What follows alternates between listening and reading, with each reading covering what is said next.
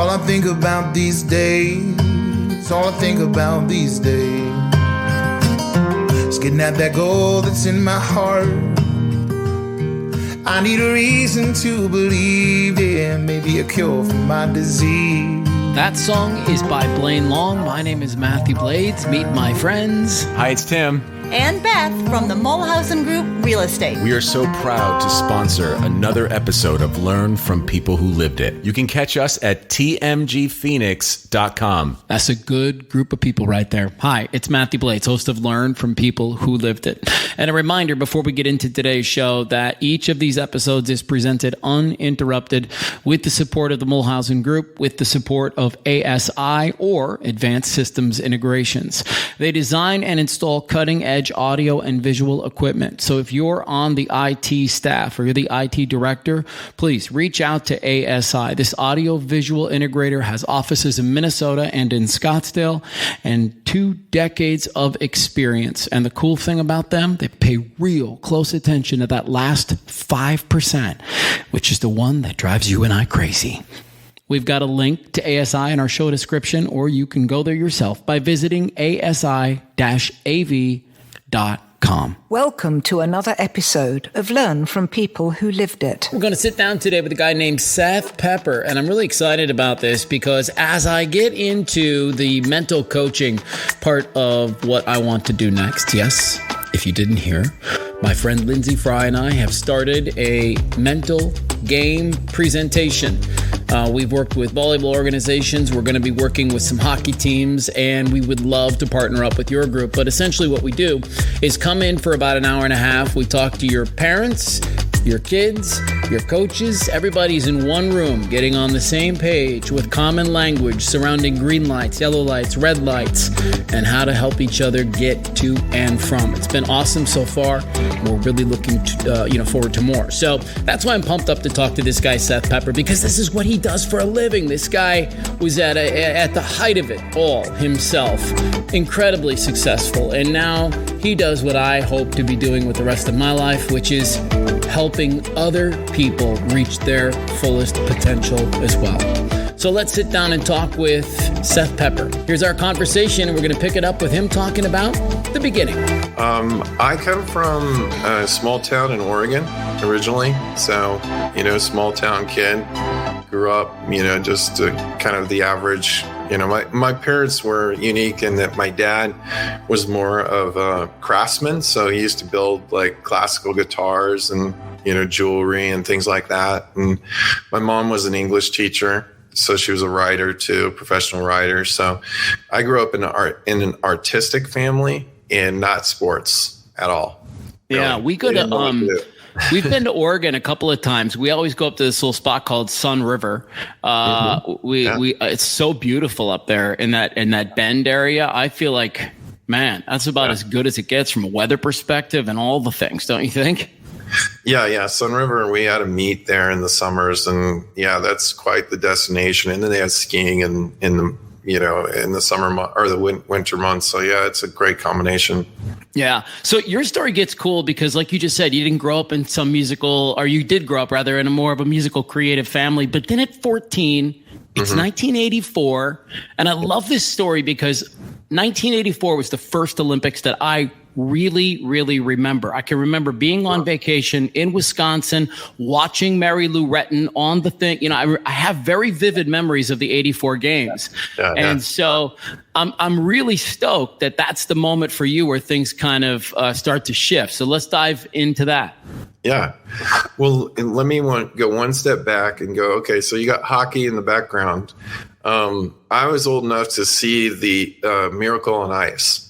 So when we won the gold medal, defeated the Russians back then in Lake Placid.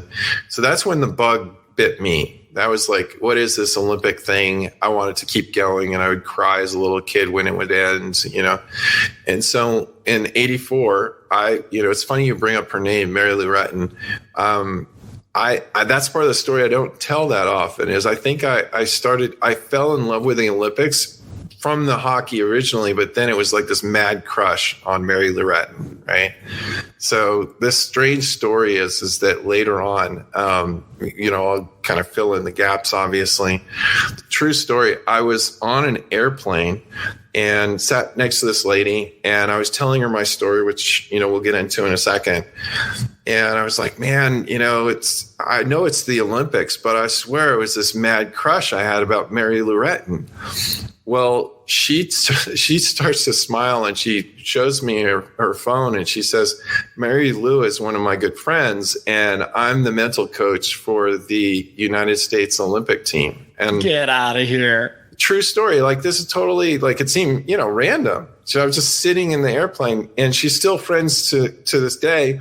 She's someone that encouraged me when I got into the coaching space of, like, where is it gone? Where's the industry gone? And, where are we? And so, it's been really great to be able to, her name's Doc Alley, and she's been amazing and really supportive. And we've really kind of seen, if we'll dig into this a little bit, that the industry hasn't really gone, too far in that much time, which makes me kind of curious of, well, why not? And I think maybe part of it was just, for me at least, it's having that personal experience and be able to talk about something that's maybe a little intangible, or something that's subtle but has a huge impact, right?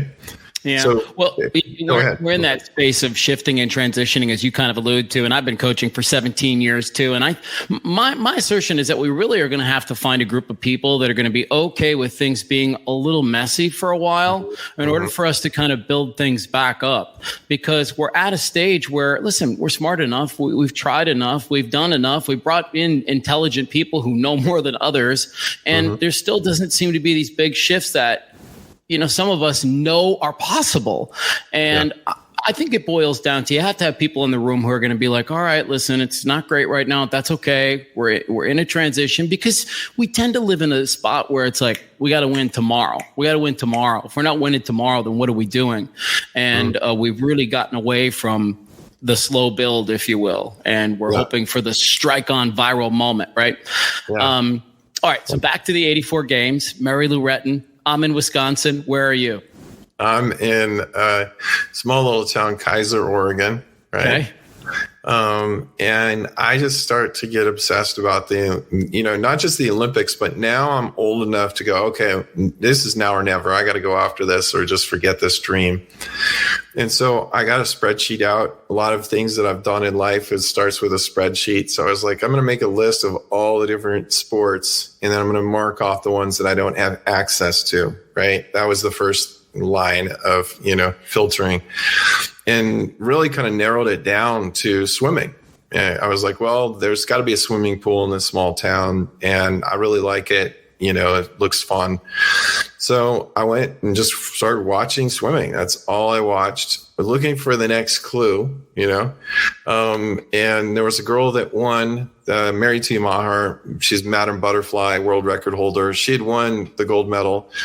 And the announcer asked her the question that was in my head, which was, what's next? His question to her was, if there's a kid out there that wants to go do what you did, what would you suggest? I remember saying, whatever Mary T says, that's it. I'm going to do that. And thankfully, she said bobsledding. If she said it started with bobsledding for me, you would have done that. I would have probably had to move, but yes. Yes. So she said the why, and I went down, to the YMCA, walked up to the head coach, and I said, I want to go to the Olympics. Can you help me? And he goes, well, do you know how to swim? I said, no. And so he put me down with the 8-year-olds, right? And I'm 14 at the time, so I'm a freshman in high school about, and swimming with second graders basically, and they're kicking my butt. I mean, that's humble beginnings.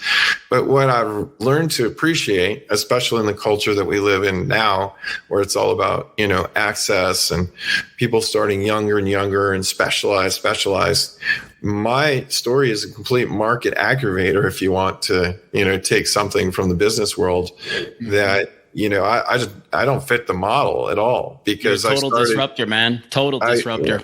Exactly. I started 14 when most kids already established a room full of trophies, right? I had nothing. I didn't have a ribbon or anything.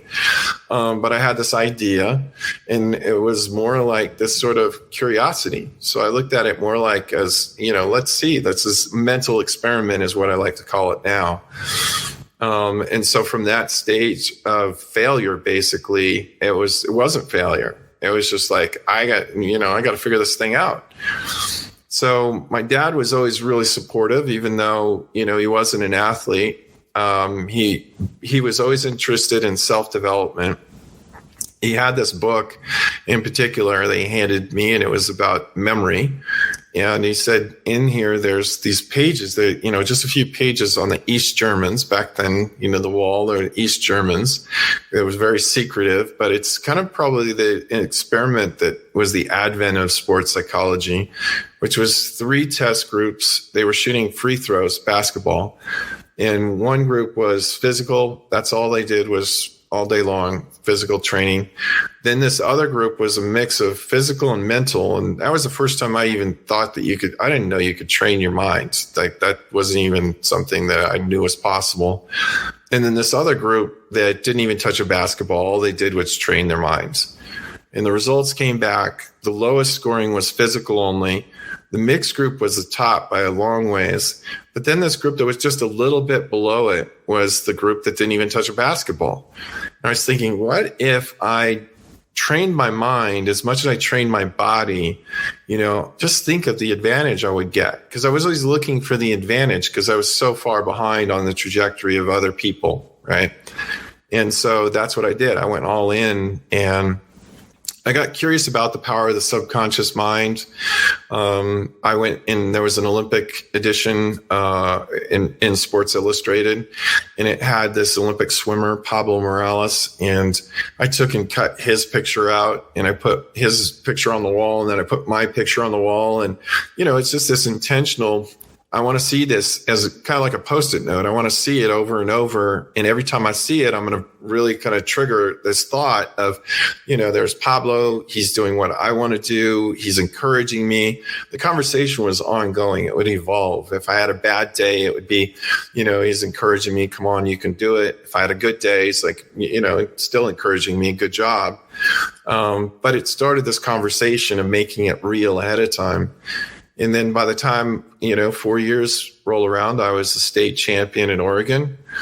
So that was pretty good in 4 years. And then from there, I and this is what I try to do in my coaching is I try to, your thoughts become your words, become your actions. Yes, sir. So I really try and encourage people to interact with our world and reach out and create the opportunities that they want. So you think about it, you get focused. So I always tell that part of the story that I went up to the coach with my idea, right? Now, someone might read that and go, wasn't that kind of cocky and arrogant that you went and said the Olympics? I said, I didn't say I was going to the Olympics. I said, I want to go, right? There's a big difference. And it was just speaking it into existence. And he could have easily just laughed and said, sorry, and then I was just gone to the next person and asked the same clear question until I, matched up with someone that I was supposed to. Yeah. So eventually, this is so cool. And it's so powerful. Go ahead. So eventually what? Yeah, you jump in if you want. Yeah, go ahead. I was just going to say, and this is so true in anything in life. I write in my book about how when I got into radio at the age of 19 years old, I was like, you know what, man, but by the time I'm 25, I'm going to be in a top 10 market, making $100,000 a year, crushing it. And then I visualized it, and I didn't even really think about it. I just did all of the things that I knew I was going to have to do to get there. With very little emotion. It was just really act. And then what happened? Yeah. I got there. Yeah. And then I had to build on some new goals and try to figure out a new set of situations for myself. Yeah. But what you're talking about is so powerful. And I think what you're probably good at or better at than others, which is why folks, give you currency, is helping to flip that switch on. How do I start the visualization process? Yeah. My dad was really supportive of my ideas, right? So when I chose the school that I was going to go to, I really wasn't looking at the coach as far as the coach in their status and all that stuff. I really was very, very, and it's interesting how it all played out because the coach that took a chance on me, I like to say, is Frank Bush. He was new at the university at University of Arizona. And I wanted to go into the conference that most of the Olympians were coming out of. So back then it was like 70-80% of the Olympians were coming out of the Pacific Conference because I wanted to go against the best in the world. Mm-hmm. And so when Frank, started to recruit me, it was this idea of, I just want a guy that's not going to get in the way of my ideas, right? I want someone like my dad. I'll take care of the rest. Like that was my attitude. Like, you'll work out, you'll train, you'll get stronger, you'll do all that stuff. You need somebody to absolutely funnel you in the right places. Yes. Yeah. And it's all up here, which is a lot different than a lot of people would say. They'd go, oh, well, we got to go find the coach with the most stats and the most, the decorated resume maybe. But to me, it was like, I want one guy that reminds me, girl, it could be a girl too, but that reminds me of my father in that relationship I have, that trusting relationship with my ideas, right? Because around my dad, anything is possible. That was the space that we lived in. It wasn't like a daydream. It was just like a curiosity. And then when I'll go through and study people, share things with the people I work with. So like Kobe Bryant is someone that I like to reference a lot. I think that he's a great example of a self-made, great athlete because he came from this space of curiosity. He was like, can I go do that? And that to me was my process. I never said, I'm going to go do that. I said, can I? And I just kept showing up over and over and trying to break it down and problem solve it. Right. And then once you bring in the subconscious mind as this supercomputer underneath the surface that's like helping you navigate the problems and giving you solutions, right? Like then it's this whole conversation that you're in all the time and you're in the process of becoming.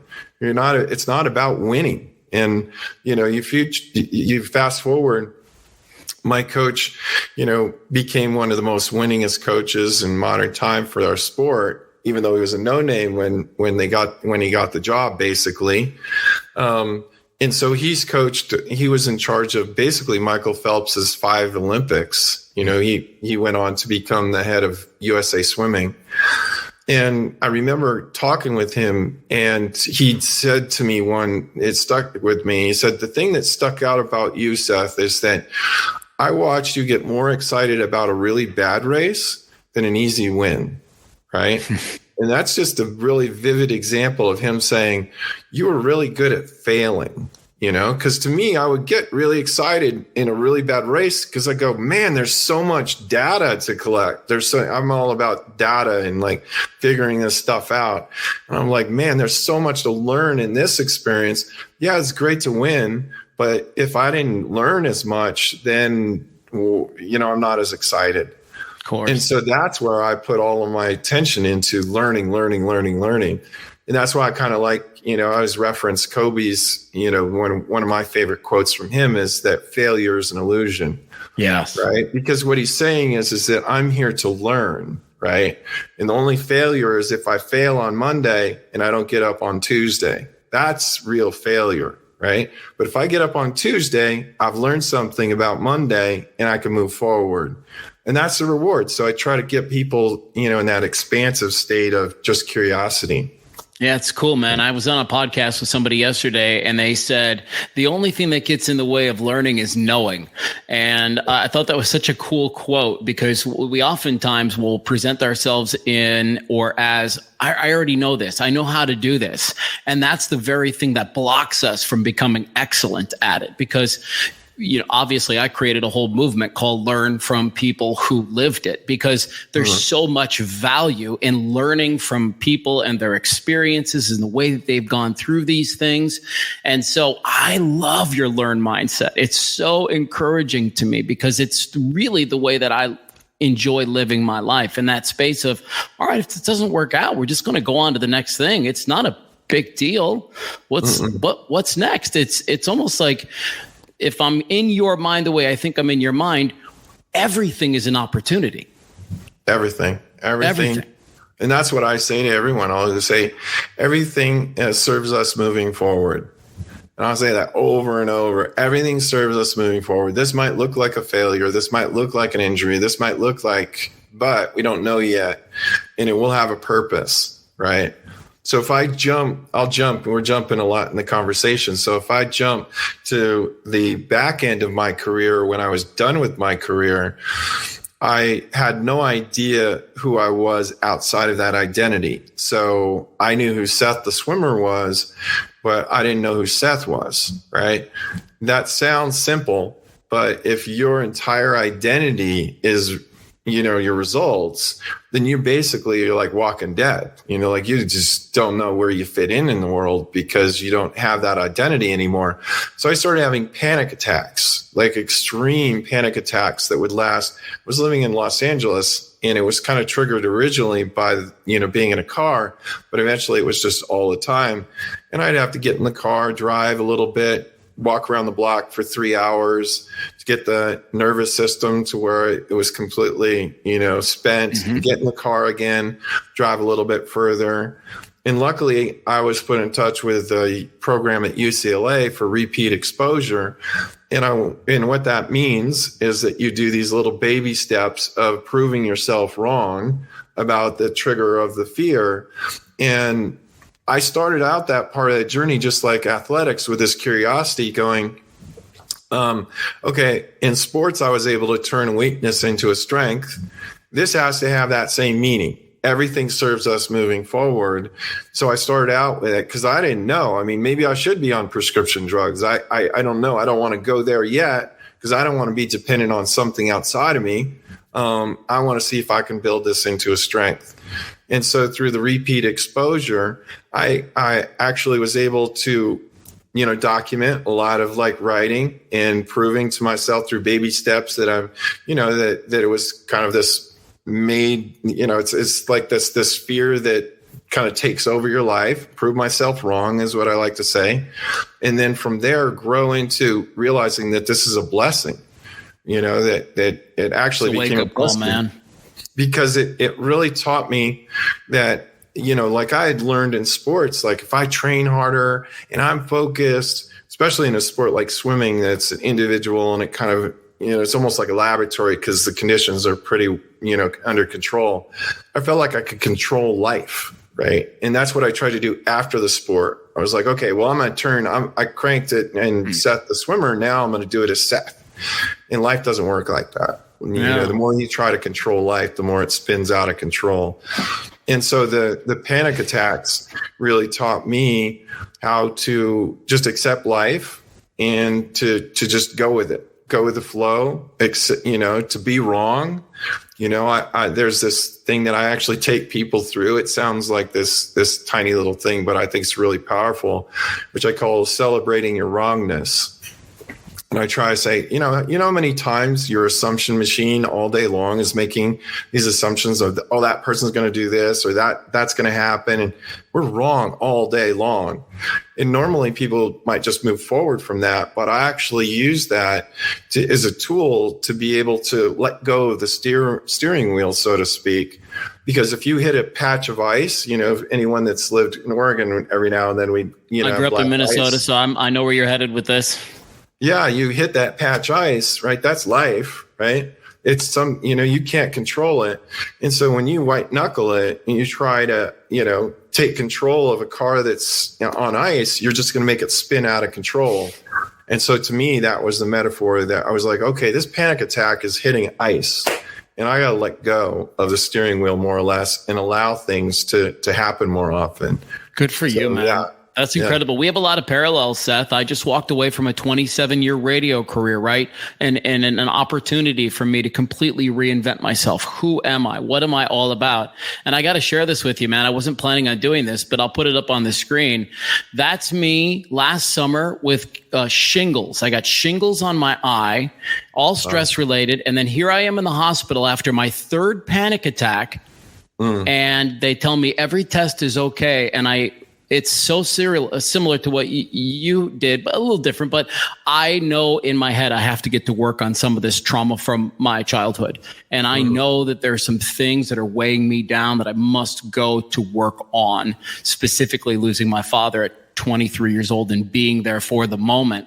But boy, man, I'm telling you, it's as scary as that can sound to a lot of people. I've really enjoyed the process of healing. I've really enjoyed this process of leaning into being the transitional character, to leaning into this newness that I want to find within myself. I'm almost in a learned state again. And it sounds like that's where you put yourself after that series, no? Yeah.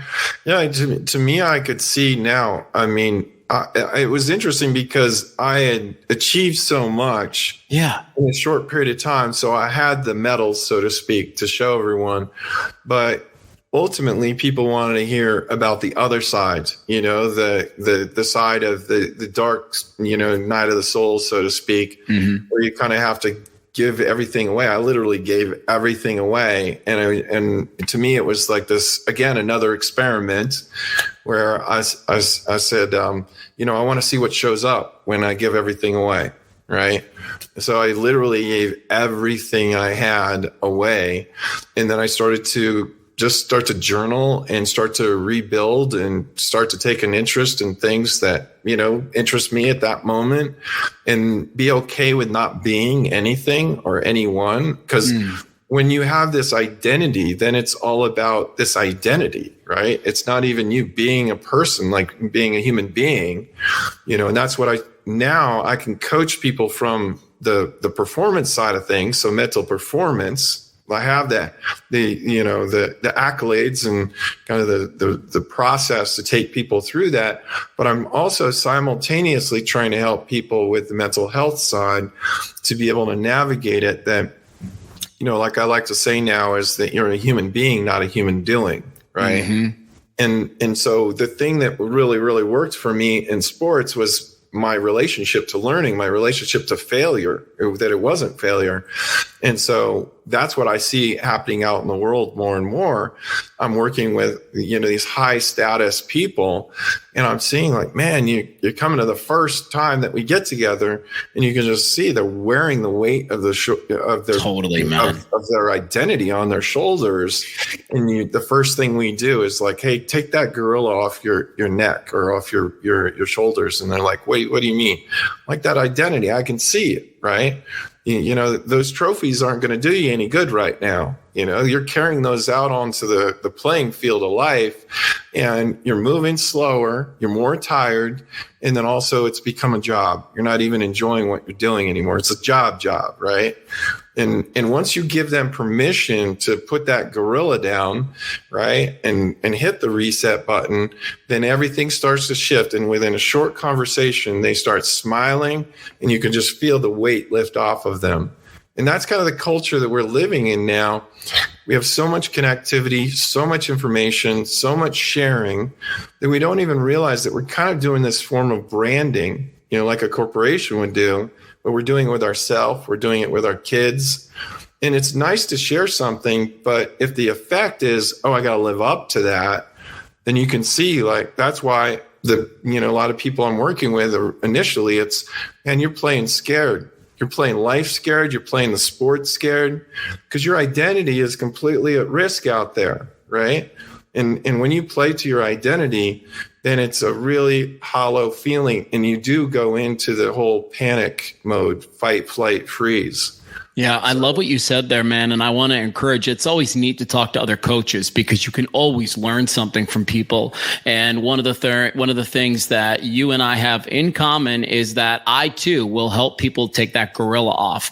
If I coach youth athletes. So if I can see a teenager coming in and they got a heavy, and I can just feel it, right? They walk through the door and I can feel the heaviness of the day. Maybe it was a fight with mom and dad or a bad day at school or whatever. I can sense that right away. And it's like, hey, come with me for a second, right? And you're just trying to just let a little air out of the tires, and then get them back into a rhythm where they can be better. And so if there are other coaches watching, I really want to encourage you to do the same thing, and don't do that thing that so many coaches do, which is to demand more excellence in that moment, or to demand that they come out of the moment. You're going to need to see them first, and once you see them, then they're going to start to see you too. So just wanted to hit the pause button and say that really quickly, because what you just said has a real life application, not just in sports, but at jobs for CEOs and people that manage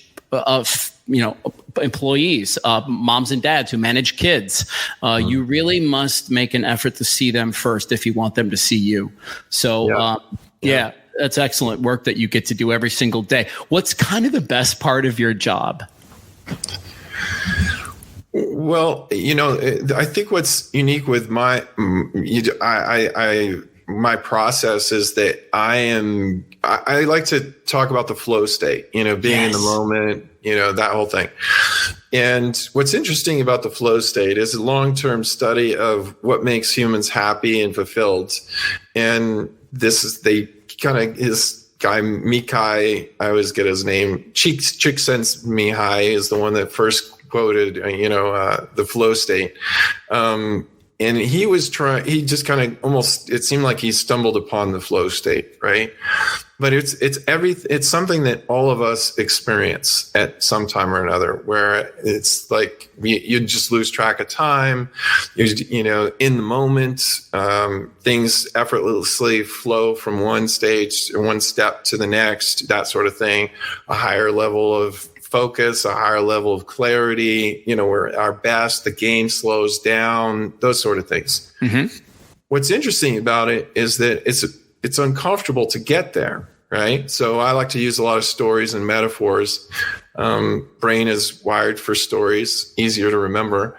And so I like to say it's like surfing a big wave. The big wave surfers is that you got to drop into this wave, but it's a big, scary wave. And so the best part about it's probably the discomfort for me, is that I'm surfing the wave with them, right? Yeah. I'm never comfortable. I am never comfortable doing this because it just wouldn't feel, like it was real. I mean, when I'm working with someone, I go inward first, sure. Right? I go, what would I be like if I was, what if I was in that situation? And that's where I feel like it's important, at least for my process, to be able to, empathize and then kind of, start to surf the wave with them. And so that's what's really interesting. I mean, it's fun to see results. That's always neat. I get those aha moments, right? Where it starts to click for them and they get out of their own way forever. Yeah. And I think, especially in the, time that we're in right now, I think there's, not to be overly dramatic, but I don't think it is overly dramatic, that we're kind of in an epidemic right now where we're starting to see like all of our top guys, top girls are, basically stopping at that moment that, where their career, they could be, on the main stage performing, where you have Naomi Osaka was one of the first to, sure. We have Simone Biles, of course. Like these are like the figures. Michael Phelps, all these guys have come out.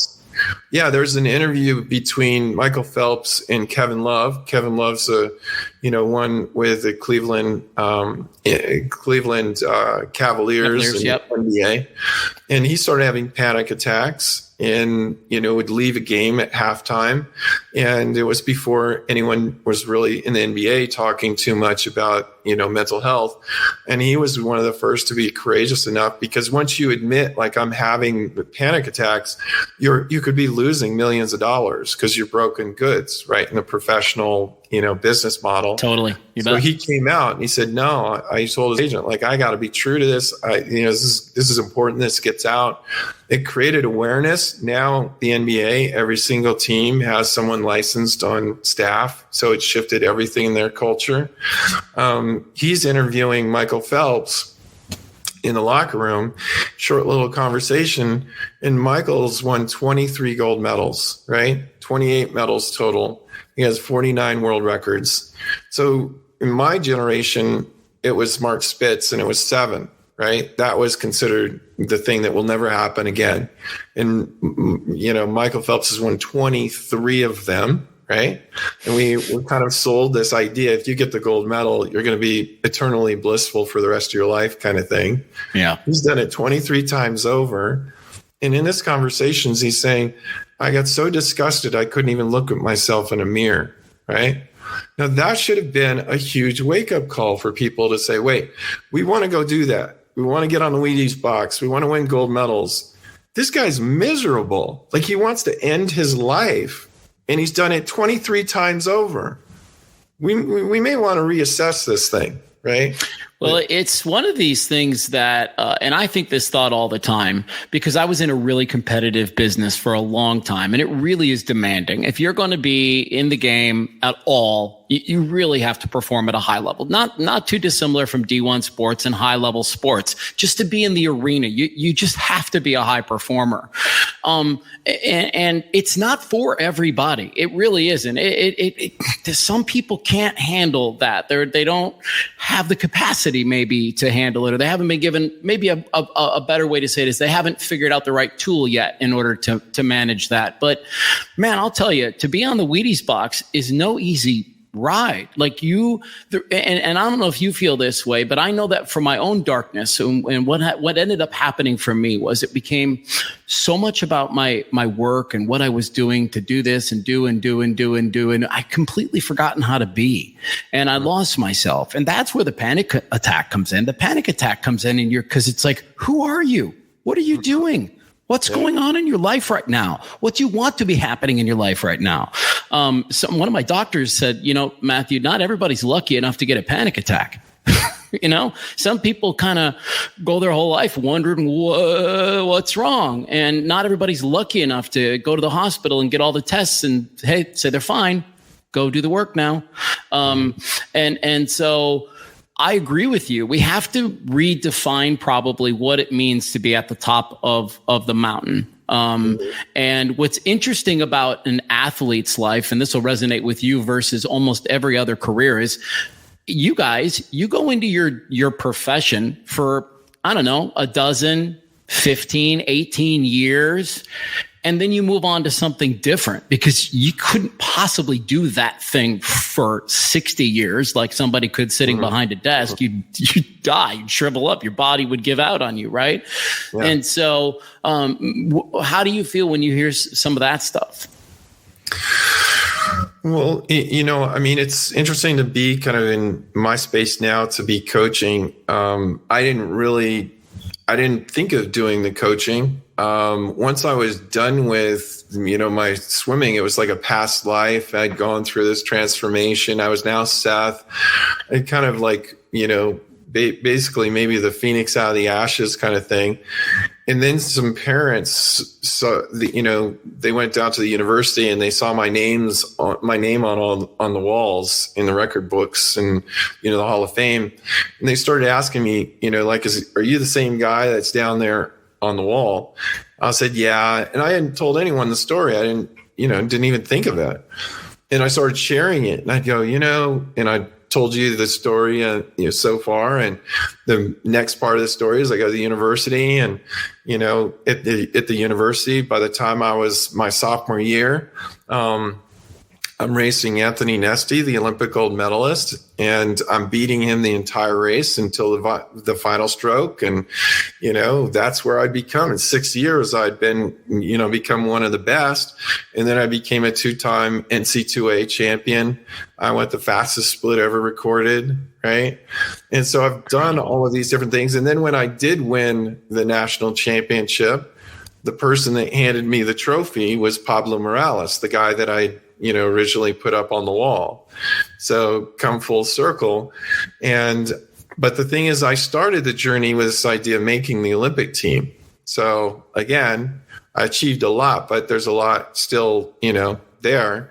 What ended up happening, not only did Pablo show up to give me that award, but Pablo showed up on the competition, right? He did something that's never been done before or since. And he came out of retirement, and when in one season he basically took the spot that I would have taken on the Olympic team. So I was an alternate for the Olympic team, and Pablo went to Barcelona and won the gold medal. So I missed it by 0.2 of a second.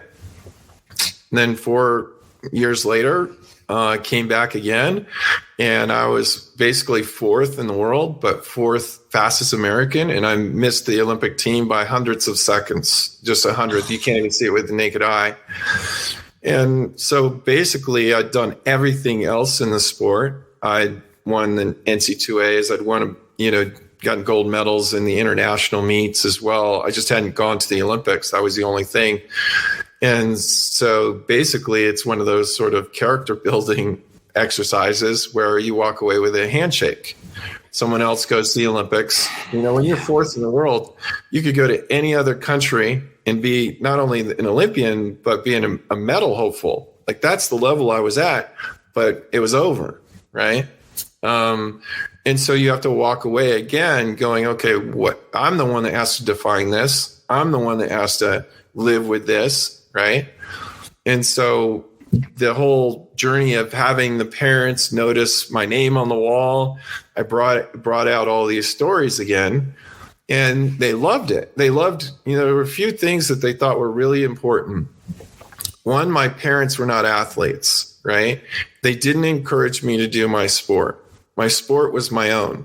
I paid for it. I had to get myself to work out, which meant that I had to ride my bike 10 miles, which ironically, you go there, you're not going to waste that workout. It took a lot just to get there. Fast forward, when I get to college, I have the best kick on the team. No one can outkick me on the team. And I know it's because all of that bike riding I did to get to work. Of course, man. Right? So, my story goes against everything that seems to be going on right now with travel sports and this big, huge industry machine that's selling little kids the ideas of D1 scholarships, which so it's just it makes me mind-boggling. Yeah, right. And then if you think my story is crazy, wild, got another one for you. My brother, when he's 17, so I started when I was 14. Most in swimmers start when they're about 6, right? So I'm ancient. My brother starts at 17, and I have to go to school in Arizona, and he's still in Oregon. And so I started doing with him what I do now with people, the remote coaching, getting him curious, working through all the different elements of training the mind. And eventually he goes to the university. He had to go to a junior college for a year because the coach was like, well, he just learned how to swim, give him one more year. So he did that. He went to the university, and his senior year, kept it really simple. Your brother did it, you can do it kind of thing. And all younger brother, I didn't know it at the time, but now I understand it. Little brothers want to beat their older brother. Of course. So my brother just gets up and he dives in and he takes the race from start to finish. And we become the first brothers to ever win the same national title in the same event in the history of swimming. And I started when I was 14. He started when he was 17. Amazing. Right? It's like, so good. Say it louder. Say it louder, for crying out loud. It's so good.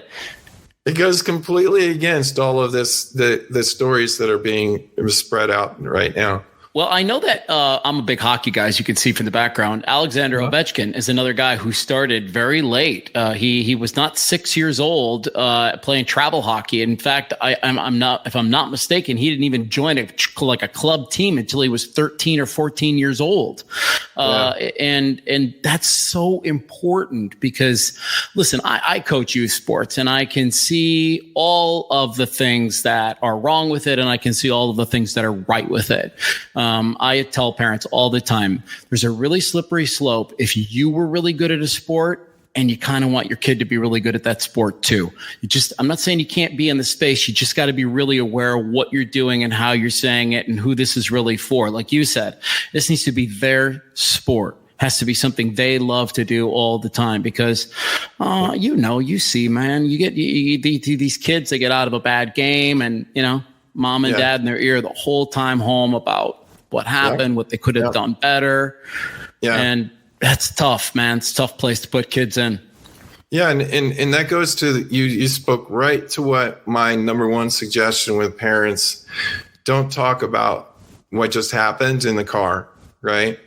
Allow the car ride home to just be anything other than the sport, right? Yes.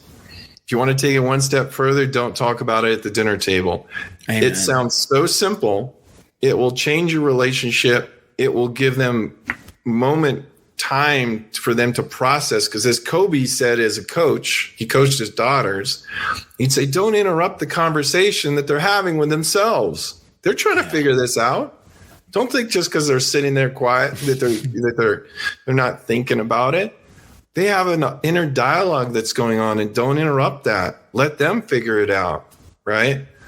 So that would be my quick suggestion is just don't talk about it in the car. And if you want to take it one step further, don't talk about it at the dinner table. Give them time to decompress, allow that conversation to continue.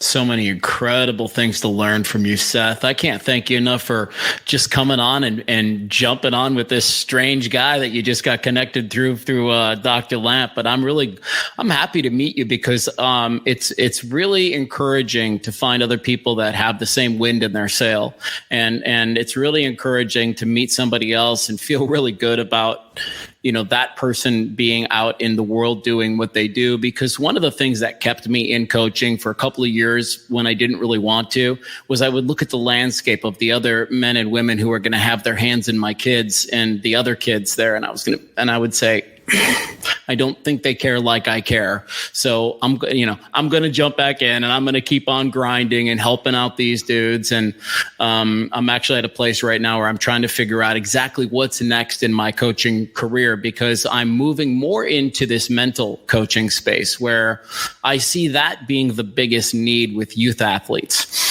Not only helping them navigate their green lights, but their yellow lights and their red lights too. And then helping their teammates figure out how to get them in and out of the different zones. And I just feel really strongly that that's the next phase in team building, and every ounce of it is just making people feel seen and heard so that you can get the very best out of them.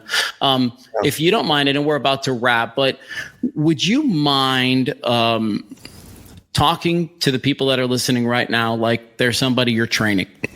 Mm-hmm. Okay. And they're going through something tough right now. The adversity's there. They've tried something a couple of times. Doesn't matter the sport, doesn't matter the thing. They've tried something a couple of times. They're coming up short. Mm-hmm. You get them into a room, and what does Seth say to them? I would say first, don't personalize the results. Amen. They're just data points, right? You're trying to throw the ball straighter, farther, left, right, up, down. Just take it in as data. Process it like a computer. The thing that we're working on is this feedback loop, right? And you go out and you try something, you get a result, you come back with data, you try it again, you change it a little bit, and then it's a loop. And the more you can get through that loop, the more you can get better, right? The thing that's going to slow that loop down is when we got to go through all these personal feelings of, oh, I suck, and and I'm not doing it compared to this and that and the other. That would be my number one. And just be able to, like what we were speaking about earlier, know who you are outside of the game, and know that by understanding who you are without the game, you'll make the game even stronger, right? Because you won't feel like your life's at risk. I think the biggest misnomer right now is this idea of mental toughness, got to be tougher. When they look at Naomi, or they look at Simone, and they look at these other people that if they're choking, they label them and they go, oh, well, they just got to stop listening to hecklers and they just got to toughen up. There's nothing. They didn't get to that point because they weren't tough. They're friggin' tough. It has to do with it. What we're seeing is basically the identity has become so flat of all I am is this player. I'm not a person anymore. And so when they're out there, they're actually in survival mode. So it's a nervous system. It's not a thought. It has nothing to do with toughness. Nothing. And I have coaches like I won't go into any, but they'll say, man, if that person would just toughen up. I'm tired of hearing them complain or whine or, crumble. I'm just thinking to myself, do you even know? Like, is this a thought? Is this a choice? Or is this a nervous system that's hardwired and they don't know who they are without this game and they feel like their life's at risk out there? That has nothing to do with being tough. I really enjoyed that conversation. SethPepper.com is where you can go to get a little bit more information on him, his socials, all that stuff. But I hope more than anything, all of us take away the message, which is to stay in that learn state when you're trying something new and not be so afraid to fall down. No big deal there, right? SethPepper.com. Thank you very much. If you want to get Lindsay Fry and myself into and in front of your team and parents and coaches, please just reach out to me, info@learnfrompeoplewholivedit.com, or you can go to learnfrompeoplewholivedit.com and click on that speaker tab. Look forward to seeing you all soon. Thank you for listening to Learn From People Who Lived It. Big shout out to ASI-AV. That's the audiovisual company that supplies all the equipment that we do our broadcasts and podcasts from. Thank you very much, guys.